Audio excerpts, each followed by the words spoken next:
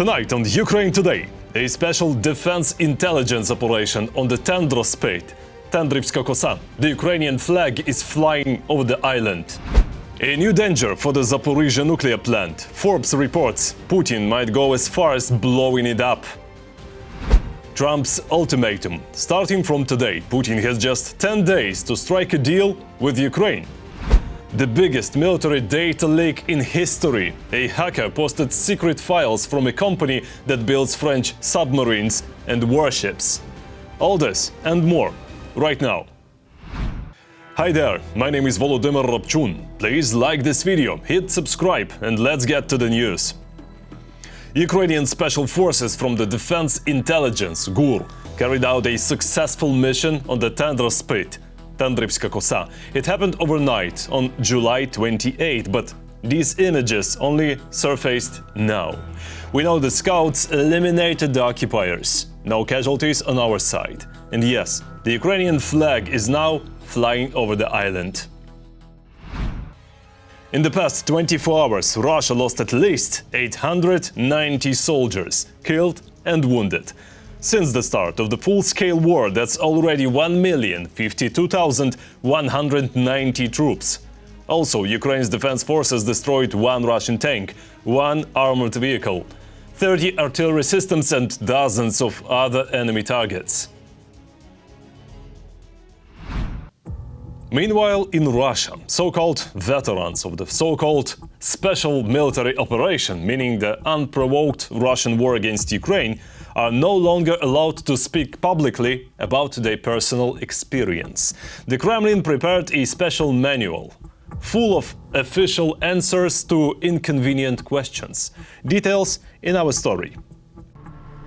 Deflect to stories about their grandfather's war, joke off uncomfortable questions, and also insist that the local population welcomes the Russian army. Occupiers who have returned from the front are now being taught how to speak during public appearances. The Academy of Social Sciences has taken on this task, and their course is supposedly designed to teach them how to effectively convey the truth about the special operation and to emotionally recount their own heroic deeds. In reality, though, it's just a standard propaganda manual for Russian killers. Journalists from the publication Veska have obtained a copy of it, and we're gonna go through it in detail. Don't expect everyone to share your point of view, to play on your side, or to follow your rules. There will always be people who want to show that they disagree with you.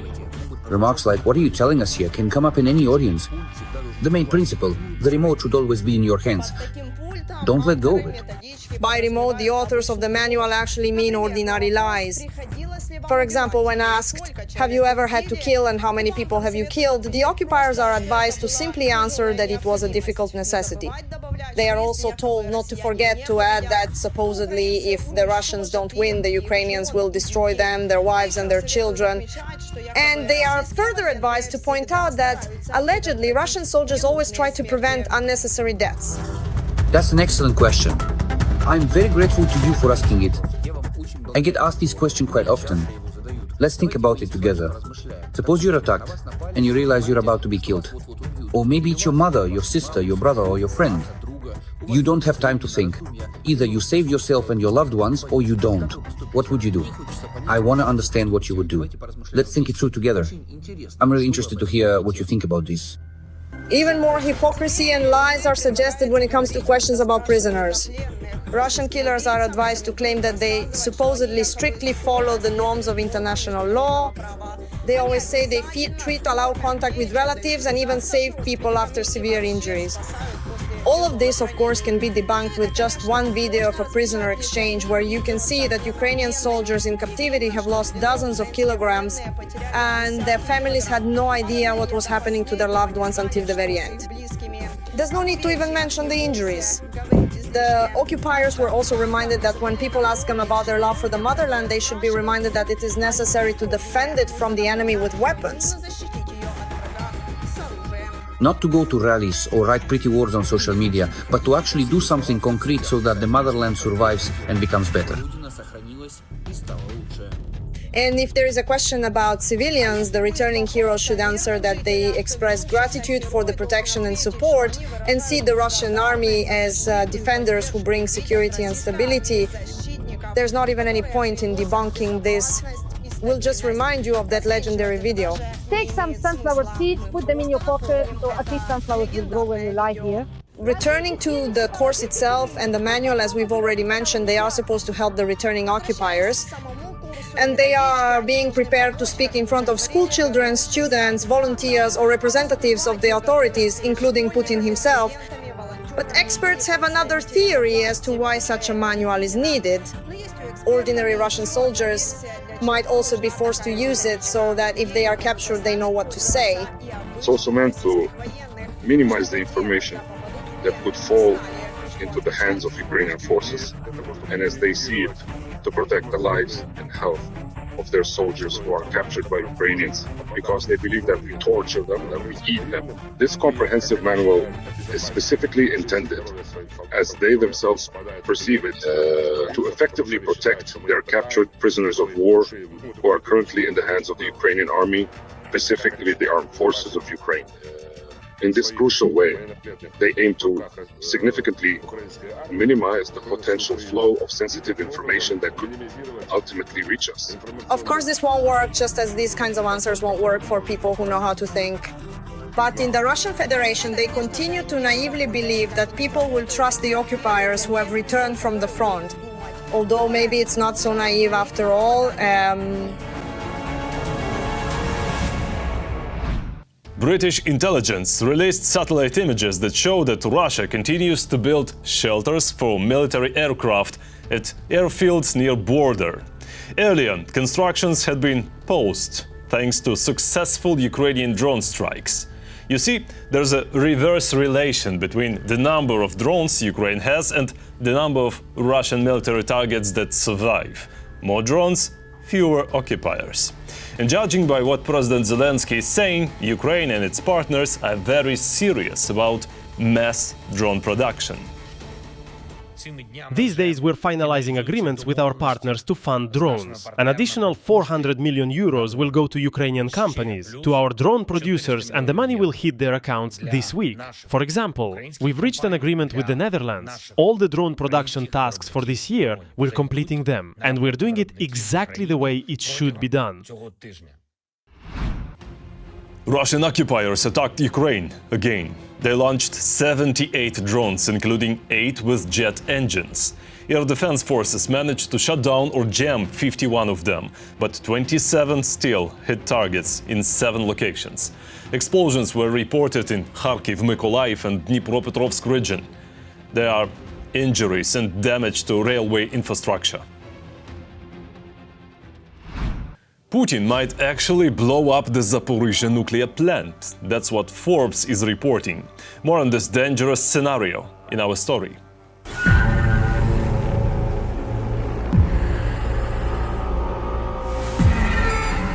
Putin may decide to blow up the Zaporizhzhia nuclear power plant and is also preparing sabotage operations involving nuclear facilities in NATO countries, Forbes reported. These are very dangerous acts of terrorism. One can only imagine what would happen if we were to respond in kind. What would happen to this entire part of Europe? If the Russian dictator is defeated in the war, he could plant explosives on each of the 6 reactors at the plant and detonate them remotely, creating clouds of radioactive fallout that would quickly spread across all of Europe, but could also drift toward Russia itself. The Russian Federation is already a nuclear terrorist state as it is. That's the point. The detonation, the deliberate destruction of a nuclear facility, the largest nuclear power plant in Europe, could mean, well, the actual collapse of Putin's regime, because in essence this could be seen as a declaration not just of war against Europe, not just against the collective West, not just against the United States, but essentially against the entire world. Because, as you rightly pointed out, where would the cloud from such an explosion at the largest nuclear facility on the European continent go? It's simply impossible to calculate these risks. The IAEA is constantly concerned about the risk of catastrophe. But, as is well known, international law means nothing to Russia. I have been worried, am still worried, and will continue to be worried about the situation at the nuclear power plant until things stabilize and become more predictable. Obviously, the physical integrity of the plant has been violated several times, whether accidentally or deliberately. I have to say that our relationship with the IAEA is, to put it mildly, far from cloudless. And of course, we often see, well, among a number of IAEA documents, what can I say, a double standard. On the other hand, active hostilities continue, and the Russians themselves are actively spreading stories that Ukraine is allegedly shelling the Zaporizhzhia nuclear power plant every day. And if an accident does happen, it certainly won't be the Russians' fault. One of the locations of these spray pools was hit by a HIMARS strike, and we had to take it out for repairs and restore its functionality. The Zaporizhzhia plant was literally on the brink of disaster when the armed forces of Ukraine shelled it on the 11th of August, and the fire seriously damaged one of the plant's 2 cooling towers. This is a serious situation. The West looked at it absolutely carelessly. Whether someone likes that the plant is under Russian control or not is another matter, and it has nothing to do with the threats to the nuclear and physical safety of the Zaporizhzhia nuclear power plant. Right now, we are not only guarding the plant, we are not only defending our own interests, but also the interests of the residents of Donbas and Novorossiya. Right now, we are protecting all of them, all of Europe, and you could even say the whole world. Because if, God forbid, an accident were to happen, it would affect the entire world. Russia considers the Zaporizhzhia nuclear power plant its own and is preparing plans to launch and integrate it into the Russian power grid. Rosenergoatom, a subsidiary of the Rosatom State Corporation, has prepared a comprehensive, multi-level plan for the phased commissioning of the nuclear power plant. And for us, there are no ambiguities there, nothing unknown to us. These are procedures we know very well. In the near future, as soon as we push the fascists back a bit, we will have the opportunity to work here, and this will provide economic support for the Zaporizhzhia region. I believe Mariupol and in time Zaporizhzhia with its capacities and Dnipropetrovsk, where our electricity went, will all work for our country's benefit, and our plant will be timely and appropriate. It's just that, yes, indeed, they faced a number of technical difficulties in order to launch it and operate it fully.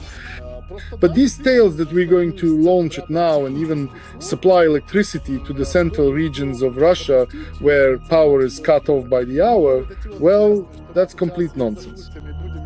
And to actually do that is hardly realistic at all. Most likely, it's just another propaganda myth. At the same time, the occupiers themselves are now holding their heads. By destroying the Kakhovka hydroelectric power plant dam 2 years ago, they blocked their own path to restarting the plant. Starting up the plant itself is not a problem, but we will need several months to restore the substation's peripheral equipment and the high voltage pylons that the enemy knocked out. And of course, another important point is that in any case, we need to raise the level of the Kakhovka reservoir because it has dropped by more than 11 meters. And the cooling reservoir does exist, it is there, but it is not sufficient in volume for the nuclear power plant to operate normally, efficiently and safely. When they deliberately destroyed the Kakhovka hydroelectric power plant itself and committed an act of ecocide, those were merely the initial devastating consequences. Indeed, the direct consequence is that there is not enough water in the reservoir, and as a result, the cooling systems at the Zaporizhzhia nuclear power plant simply cannot be fully operated. In other words, they managed to seize it, but they cannot use it. There is no doubt that Putin and his accomplices are sufficiently deranged to commit any crime, even the most horrific one. The only way to stop this evil is to act before it's too late. Every voice matters. Join our community, support independent journalism and help us bring you the truth from Ukraine. Become a member of Ukraine Today. Join us now. Ukraine is fighting for freedom. Support independent Ukrainian journalism so we can keep telling the truth about Russia's war. Click the link in the description to become our sponsor. Don't forget to like, subscribe, comment and share this video if you think it's worth it. Thank you. Trump issued an updated ultimatum. Starting from today, Putin has only 10 days to reach a deal with Ukraine. Otherwise, tougher sanctions and 100% tariffs.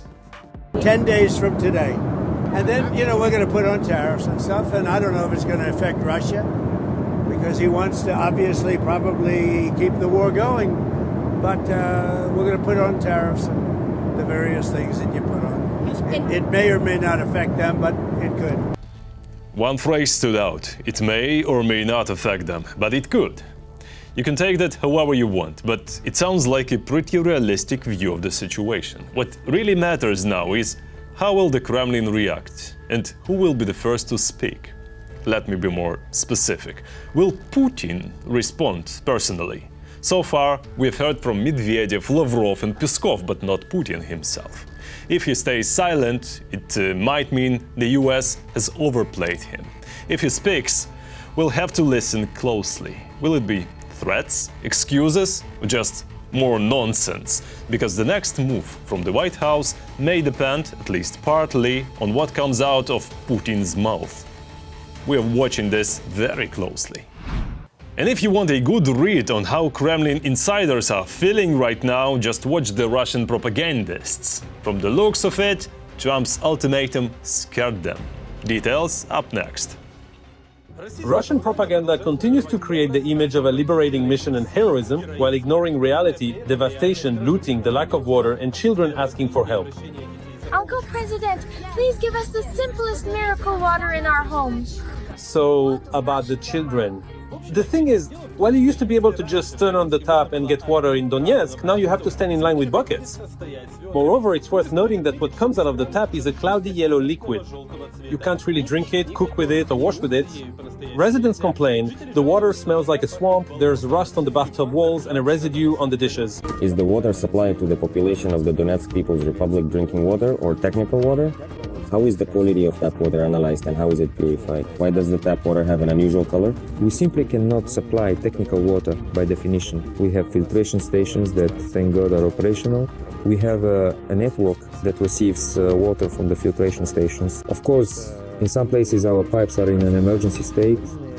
Naturally, we are replacing them, but it's not possible to replace everything at once. In some areas, the color may change. In some places, there may even be an odor, sometimes even a strong odor. Some people have connections for things like dishwashers, some reagents, or something else. And sometimes people record videos. The water is blue or light blue, or well, it's just an unreal color, completely unnatural. But we don't even have reagents like that. It's not technical water supply. Not tech. The water goes through all the purification stages. And besides that, chemical laboratories monitor and control everything. Like I said, when it finally gets there, that's when something might happen. Our water is actually good after purification. After purification, the water is normal. And against the backdrop of carefully constructed narratives about the children of Donbass and the Alley of Angels in Donetsk, Russian propaganda has spent years creating the image of a victim to justify aggression. But outside of this convenient myth, there is another, much more terrifying reality. Water is so simple, but for us it's a luxury. We, children, should be running around, laughing, not waiting for someone to bring us water. Uncle Baba, help us so that we can simply wash up, drink, and live. In the so-called liberated Ukrainian cities, children are literally surviving among ruins, without schools, without electricity, without food, and without water. Simple requests coming from the mouths of children are hard to comprehend. This isn't politics, this isn't a fight against Nazis, this is the cry of children who are forced to live in that very Russian world. Uncle Baba, help us. We also want cleanliness and health. But what is the banality of evil? It's when everything seems, well, normal. Well, so what if a boy came back from the front? First, he came back with a wound nothing major, just a finger. Then he went again after all, he's a patriot. And now he came back without a leg. Well, it happens. But what kind of man would run away from patriotism, from duty to the motherland? But I don't think the motherland owes us anything. At least he didn't complain. While he still could, he ran around the ruins trying to catch an internet signal between drone strikes. Not to call an ambulance, not to call his kids, but to pick out the kitchen with his wife using combat pay, blood money, compensation for the fallen. But how much did the kitchen cost? About 300 or 400? I wasn't myself then because she was there. I was trying to find internet and other things. I needed to go to you, but I had to work all day, then come back to check. And here we are in the Kursk region, a call to the live broadcast of patriotic radio. A man took a desperate step. He complained that in his village, Russian soldiers were looting houses. They stole the television, dragged away the fridge, and as usual, even took the toilet. Who allowed this were they our people? Did they have commanders or not? They were engaged in looting. Sometimes it was water, they said motorcycles, power pillars, they did all sorts of things to the houses. I don't even know what. Who is going to be held responsible for this? That's the question. Please answer me. The Luther said our soldiers Russian, right? Yes, exactly. And why should I believe you, sir? Maybe you're a Ukrainian scumbag who's trying to... Why don't you just come here? Why don't you let me give you my exact address? Please come over. It might seem like an ordinary story, but not in a country where a toilet thief is a hero, and the one who talks about it is the bad guy. And here's another hero. A man went to Ukraine to defend the Russian world, believing in victory, in brotherhood, in traditional values. But when he came back, his home was gone, his village had burned down, all that was left was smoke and a promise. Our city hall says everything is fine. This is how I came back home. My wife and I, we only had this one little house. There's nowhere to live. There's no housing. We are living in Yekaterinburg, renting a place. He's in shock, but the local officials aren't. So what if there's no roof over your head? Meanwhile, Russian singer Shaman, known for his patriotism, white hair, and loud slogans, decided to take things to a new level. Literally. I don't quite remember if I've mentioned this before, but it's truly kind of my dream to sing in open space. But as you understand, that requires some pretty serious preparation. Now he wants to sing for aliens in open space. Germany is preparing to spend billions on new weapons, and it wants to build the most powerful army in Europe. That's according to Reuters. We're talking dozens of Eurofighter jets, thousands of Boxer armored vehicles, and Patria AMVs. Also in the plans, more IRIS-T air defense systems and mobile Sky Ranger platforms. Meanwhile, France just suffered the biggest military data leak in its history. That's according to the Financial Times. A hacker known as Neferpitou posted 13 gigabytes of stolen data from Naval Group, the company that builds French submarines and warships. And he promises to leak even more. The stolen files include source code for combat systems, nuclear submarine software, internal emails, and other highly sensitive data. The Naval Group is currently investigating the breach. That's all for today. Thanks for watching. Thank you for your support. Strength to Ukraine's defenders. Glory to Ukraine. Don't forget to like, subscribe, comment, and share. See you next time.